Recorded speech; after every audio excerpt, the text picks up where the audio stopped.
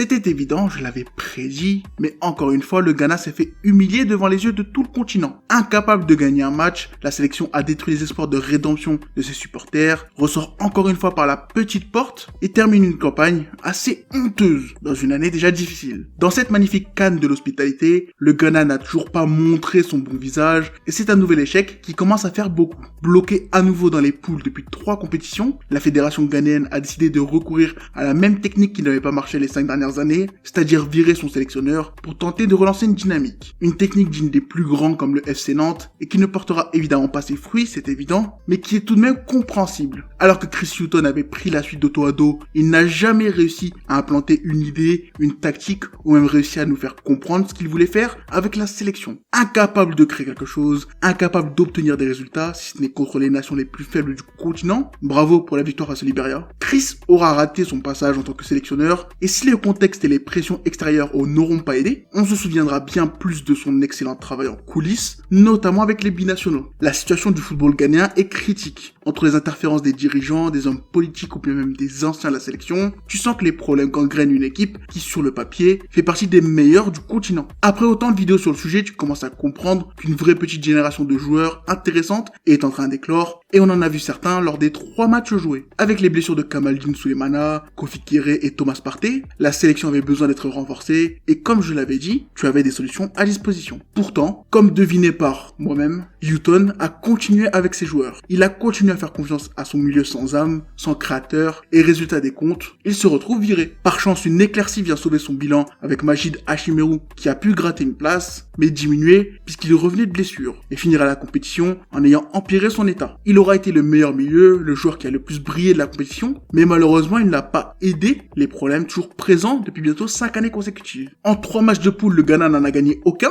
la compétition a à peine commencé, l'équipe perd contre le Cap-Vert, s'ensuit un match face à l'Égypte déjà décisif, qui finit par un nul qui contente les 2 équipes avant de finalement perdre la qualification dans le dernier match face au Mozambique dans un scénario cruel. Menant jusqu'à la 89e, Ayou relance le match avec une main stupide, s'ensuit une séquence lunaire où Ofori provoque un corner en touchant le ballon qui sort pour un 6 mètres, offrant à Resildo l'occasion de sauver le point du nul. Honteux, le Ghana sort dès les poules dans une canne magnifique et conforte un peu plus sa place en tant que nation africaine en chute libre. Très honnêtement, tout le monde pouvait voir ce qui pendait au nez de Hughton. Ses choix sujets à débat ont tué la sélection et son départ est une bonne chose. Comme je l'ai dit, tu peux sortir quelques belles notes de cette CAN, comme Majid Ashimeru qui se voit enfin offrir une place en sélection, Semillo qui pour moi a bien confirmé qu'il pouvait apporter quelque chose à cette équipe, Pencil qui a fait beaucoup de dégâts sur son côté mais qui a eu du mal à compléter ses percées par une belle passe et une amélioration dans la transmission du ballon dans certains moments. Voilà, ce sont pour moi les seuls points positifs de cette compétition, mais si on regarde d'un peu plus près, on peut se rendre compte que ce positif ne cache rien le plus gros problème sous Hughton, la dépendance envers le meilleur joueur du pays et bientôt du continent, je l'espère, Mohamed Kudus.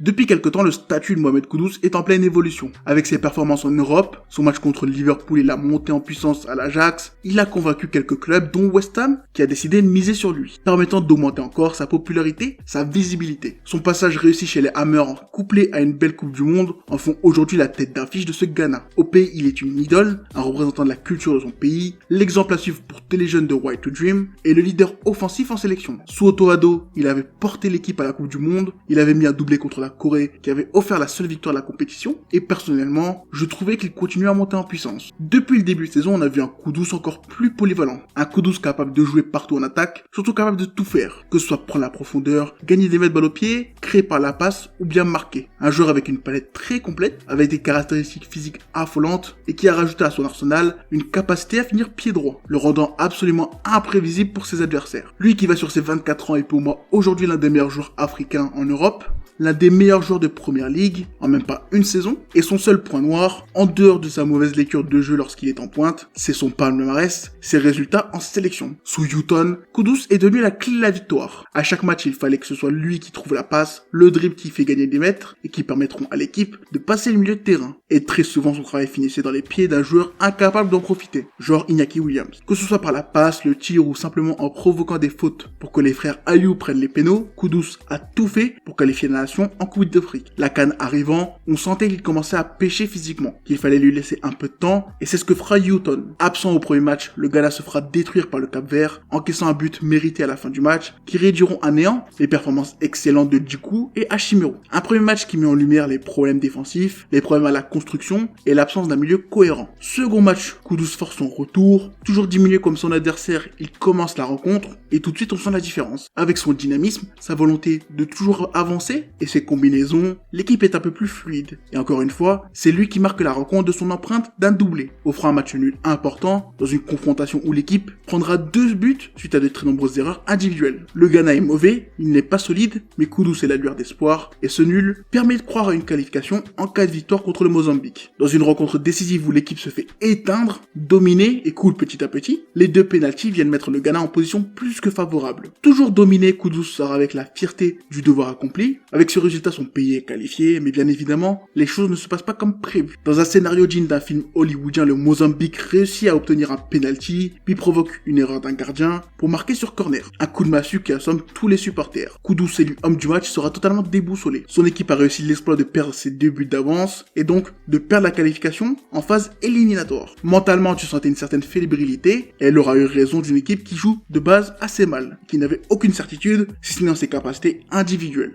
Le bilan depuis quelques années est donc absolument honteux, et pour succéder à Houghton, la fédération a décidé d'enfin faire le bon choix, le choix intelligent, un an trop tard, en mettant définitivement Otto Addo, le seul sélectionneur avec un bilan plutôt positif, en poste. Alors maintenant, comment Otto Addo peut-il réussir son second passage à la tête de la sélection? Bon, on l'a encore vu avec la défaite pour son premier match, il doit comprendre comment tirer le maximum de ses forces en présence. L'absence de Kudus blessé est une bonne chose, lui va pouvoir se reposer, pendant que la sélection teste enfin de nouvelles options. Si la convocation de Mohamed Diomandé était une belle tentative, l'absence de Kiré, toujours pas remis de sa blessure, a permis de voir enfin les débuts d'Amankwa Forson, dont je vous parlais dans ma dernière vidéo. Pour moi, tu as de belles opportunités dans cet effectif qui te permettent de jouer un football proactif, et non d'épicier comme sous Houghton. Avec une flopée d'ailiers capables de faire des différences, une défense qui pour moi est plus adaptée à un passage à 3, tu peux créer quelque chose de fort avec, bien évidemment, un milieu bien meilleur balle au pied. Bizarrement, avec Salus Abdoul Samed et Idrissou Baba, tu as eu beaucoup de mal en première mi-temps dans ton match amical de retour. Un match amical que tu as bien évidemment perdu, tu as bien évidemment été